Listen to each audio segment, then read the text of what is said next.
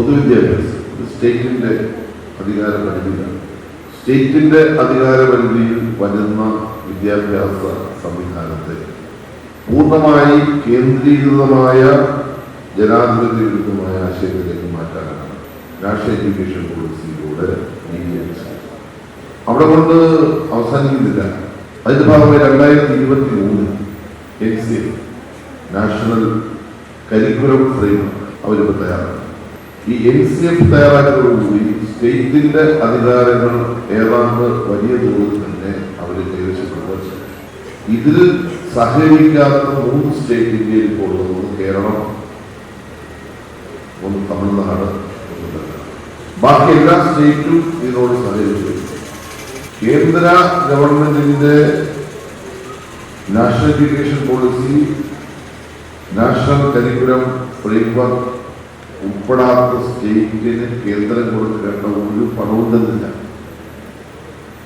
KSTA പോലുള്ള സംഘടനകൾ ഗൗരവമായി ചർച്ച ചെയ്യേണ്ട വിഷയമാണ്. നമ്മുടെ പൊതുവിദ്യാഭ്യാസം തകർന്നമാണ്. 1000 കോടി രൂപയാണ് ഇപ്പൊ നോക്കുന്നത്. 1000 കോടി കഴിഞ്ഞ ക്യാബിനറ്റ് ചർച്ച ചെയ്തപ്പോൾ ബഹുമാനപ്പെട്ട വിദ്യാഭ്യാസ മന്ത്രി ക്യാബിനറ്റിൽ പറഞ്ഞത് 1000 കോടിയോളം രൂപ. അപ്പോൾ NCFലും അതുപോലെ തന്നെ NEPയിലും ഒപ്പിട്ടത് ഈ പോളിസിയുടെ ഭാഗമായിട്ടുള്ള നയങ്ങൾ ബ്രാൻഡ് ചെയ്യും. ഇതാണ് കേന്ദ്ര BJP ഗവൺമെന്റ് പറയുന്നത്. മോദിയുടെ ഫോട്ടോ വെച്ച് എല്ലാ സ്കൂളും തുറക്കാൻ പറ്റും. മോദിയുടെ ഫോട്ടോ വെച്ച് യൂണിഫോം കൊടുക്കാൻ പറ്റും. മോദിയുടെ ഫോട്ടോ വെച്ച് പാഠപുസ്തകം കൊടുക്കാൻ പറ്റും. മോദിയുടെ പാർട്ടി മോദി പറയുന്നത് മാത്രമേ പാഠപുസ്തകത്തിൽ അച്ചടിക്കാൻ പറ്റൂ. ഞങ്ങൾ പണം തരും, പക്ഷെ എല്ലാം ബ്രാൻഡ്. ഞങ്ങൾ തരുന്ന പണം നിങ്ങൾക്ക് ലഭിക്കുമ്പോൾ നിങ്ങൾ ചെയ്യേണ്ടത് ആദ്യം ചെയ്യണം, എന്നിട്ട് ഞങ്ങൾ പണം തരും.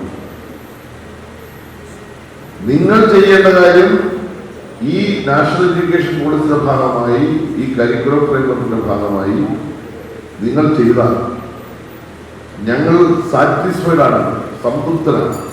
രാജഭരണകാലം വരും, ഞങ്ങളുടെ പണം തരും, പക്ഷെ അതെല്ലാം കാര്യം. ഞാൻ അഭിമാനത്തോടെ പറയുന്നു, കേരളത്തിലെ ഇടതുപക്ഷ മുന്നണി ഗവൺമെന്റ് ഈ വിദ്യാഭ്യാസ മേഖലയിലെ ജനവിരുദ്ധമായ നയം എത്ര ബുദ്ധിമുട്ടിയാലും കേരളത്തിൽ നടപ്പാക്കില്ല എന്ന് പ്രഖ്യാപിച്ചുകൊണ്ടാണ് നമ്മൾ മുന്നോട്ട്. 1000 കോടി രൂപയുടെ വരുന്നതുമല്ല വിഷയം. എന്താണ് ഇതിൽ സംഭവിക്കാൻ പോകുന്നത്?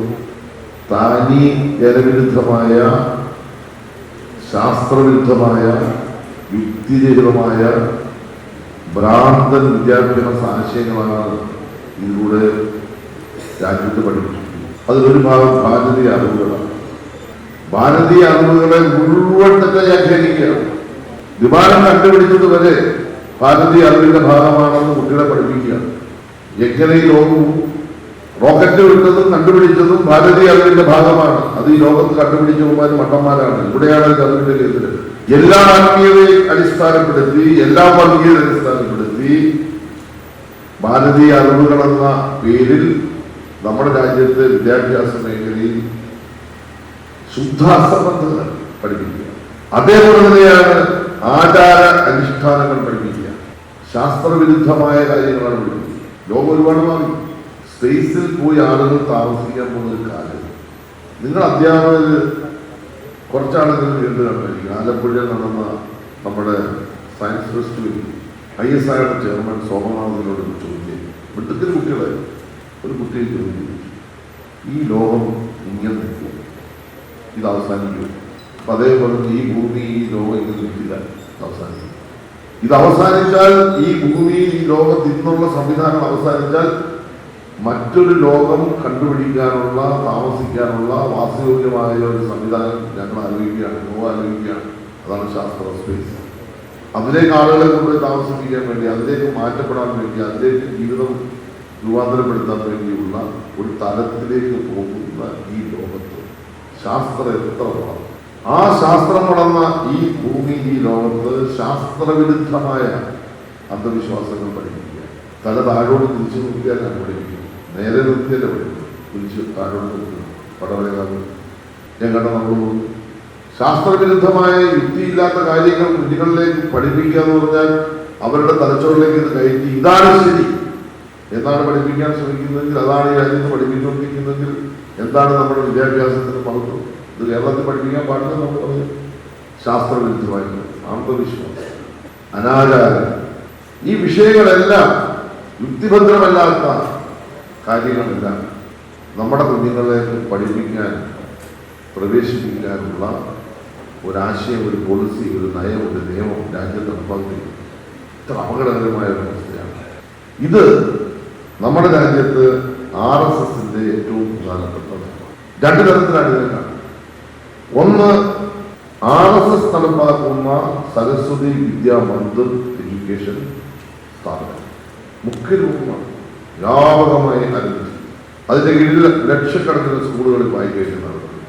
അതുവഴി നമ്മുടെ കുട്ടികളിലേക്ക് എല്ലാ അന്ധവിശ്വാസങ്ങളും പുരോഗമന വിരുദ്ധമായ ആശയങ്ങൾ പഠിപ്പിക്കുക, വർഗീയത പഠിപ്പിക്കുക, തൻ്റെ വിശ്വാസമാണ് ശരി, താൻ വിശ്വസിക്കുന്ന കാര്യമാണ് കൃത്യമായി പറഞ്ഞത്, അതാണ് ശരി എന്ന് വിദ്യാർത്ഥികളെ RSS നേരിട്ട് പഠിപ്പിക്കുക.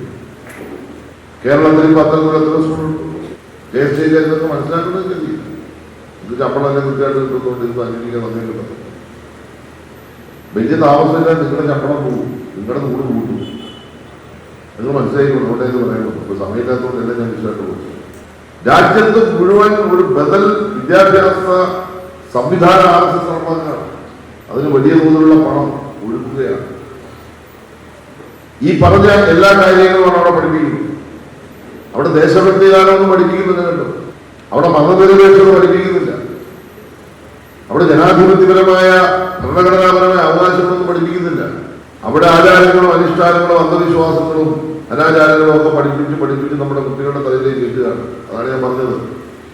പ്ലെയിൻ കണ്ടുപിടിച്ചതും ഭാരതീയ ഇന്ത്യയുടെ ഭാഗമായി റോക്കറ്റ് കണ്ടുപിടിച്ചതൊക്കെ ഇവിടുത്തെ മഹാന്മാരാണെന്ന് പഠിപ്പിച്ച് കുട്ടിയുടെ തലയിൽ കീഴ്പിടിക്കുന്ന ഒരു കാലത്ത് നമ്മൾ ജീവിക്കും.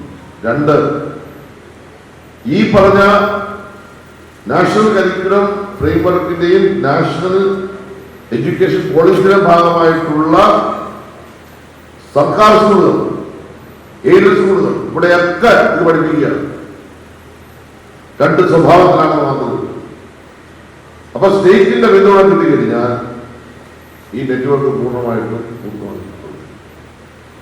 ഈ അപകടകരമായ വർഗീയവൽക്കരണത്തിനുള്ള ഒരു ബദലാണ് കേരളത്തിലെ ഇടതുപക്ഷ വിരുദ്ധം.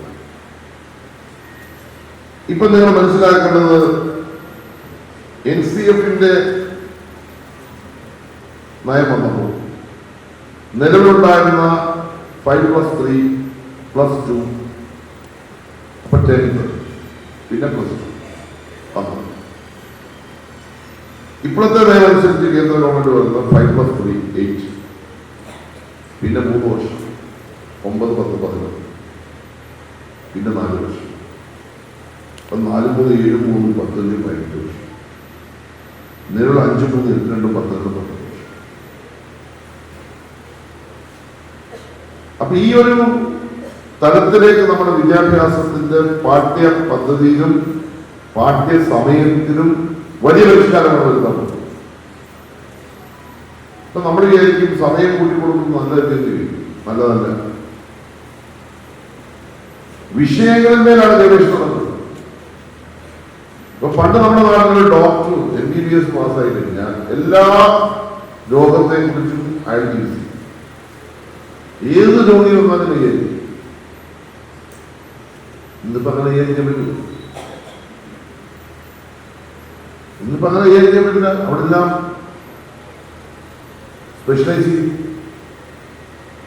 സ്പെഷ്യലൈസേഷന്റെ ഒരു കാലത്ത് ലോകം മുഴുവൻ ആ രൂപത്തിലേക്ക് ചിന്തിക്കുന്നു. ഇപ്പോ കുട്ടികളുടെ ചികിത്സ നടത്തുന്ന ഡോക്ടർ, അതിന്റെ സ്പെഷ്യലൈസ് ചെയ്ത ഡോക്ടർ, ആ കുട്ടികളുടെ ചികിത്സ ചെയ്യുന്ന ഡോക്ടർ വിചാരിച്ചാൽ ന്യൂ ബോൺ, അതായത് ജനിച്ചു വരുന്ന കുട്ടിയുടെ ചികിത്സ പറ്റില്ല. സ്പെഷ്യലൈസ് കുട്ടി അമ്മയുടെ വായിക്കുന്നോട് വരുമ്പോ എന്താണ് ആ കുട്ടിക്ക് ചികിത്സ, അതൊരു സ്പെഷ്യലൈസേഷൻ. കുട്ടി ജനിച്ചതിന് ശേഷം അത് വേറൊരു സ്പെഷ്യലൈസേഷൻ. ഒരു കണ്ണ് ഏതെങ്കിലും തരത്തിലൊരാൾക്ക് ഓപ്പറേഷൻ ചെയ്യണമെങ്കിൽ ഒരാൾ വിചാരിച്ച ഓപ്പറേഷൻ ചെയ്യാൻ പറ്റുന്ന സ്പെഷ്യലൈസ് ചെയ്തിട്ടുള്ള ഒരുപാട് ഡോക്ടർമാർ ചേർന്നതിന് ഓപ്പറേറ്റ് ചെയ്യാൻ പറ്റും. അപ്പൊ സ്പെഷ്യലൈസേഷന്റെ ഒരു കാലത്ത്, ഒരു ഫ്രെയിംവർക്ക് നടക്കുന്ന ഒരു കാലത്ത് നോക്കൂ, സമയം നീട്ടി കൊടുക്കുന്നത് കൊണ്ട് പ്രയോജനമുണ്ടോ? അതിവേഗം നമ്മുടെ ലോകം മാറുകയാണ്. ഒരു കുട്ടി ജനിച്ച് അത് പഠിച്ച് അതിന്റെ കാലയളവ് അതിവേഗം സമയം ബന്ധിതമായി അത് പൂർണ്ണമാക്കി ഒരു സ്പെഷ്യലൈസേഷനിലേക്ക്, ഒരു ഗവേഷണത്തിലേക്ക് ആ സബ്ജക്റ്റിനെ ബേസ് ചെയ്ത് പോകേണ്ട ഒരു കാലത്ത് വർഷങ്ങളോളം പഠിച്ചുകൊടുക്കുക. എന്ത് പ്രയോജനം? ഈ അടിസ്ഥാനത്തിലുള്ള ഒരു നയം നമ്മുടെ രാജ്യത്ത് നടപ്പാക്കിക്കൊണ്ടിരിക്കുന്നു. ഈ നയം നടപ്പാക്കിയാൽ നമ്മുടെ രാജ്യത്തിന്റെ സ്ഥിതി എന്താകും? നമ്മുടെ എക്സ്പെൻസ് എത്ര വലുതാകും? ഇപ്പൊ നമ്മുടെ കോളേജുകൾ, നമ്മുടെ യൂണിവേഴ്സിറ്റികൾ, നമ്മുടെ കോളേജെല്ലാം സ്വയം പര്യാപ്തം വേണമെന്ന് നമ്മൾ പറയുന്നു.